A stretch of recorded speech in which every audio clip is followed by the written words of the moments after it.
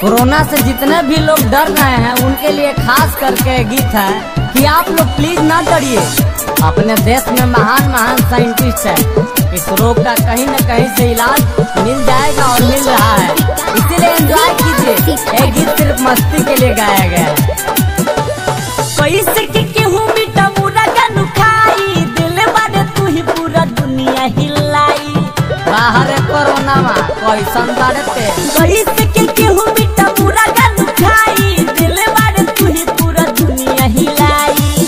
डर से का पता रे सब लोग हो, का जाने कैसन भइल सनयोग हो। घर से निकलत नहीं के डर से सब होता बाराबार। बारा जुलुम कइलू कहाँ से अइलू, कैसन रोग सबके लगैलू। कोरोना तोर माइयो जिंदाबाद, तोर मौसियो जिंदाबाद। कोरोना तोर माइयो जिंदाबाद, तोर मौसियो जिंदाबाद। कौना जुलूम पकड़ो तारू सबके बाराबार। कोरोना तोर माइयो जिंदाबाद, तोर मौसियो जिंदाबाद।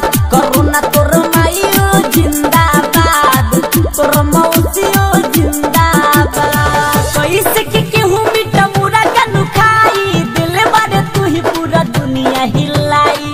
बाहर कोरोना में कैसन बारते, पैसे के केहू मिटा मुरा गानु खाई, दिल बारे तू ही पूरा दुनिया हिलाई। डर से का पता रे सब लोग हो, का जाने कैसन भइल सनयोग हो।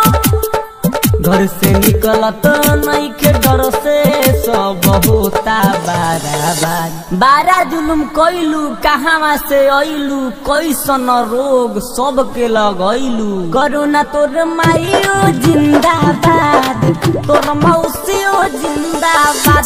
कोरोना तोर माइयो जिंदाबाद, तोर मौसियो जिंदाबाद। कौना जुलूम पकड़ो तारू सबके बारा।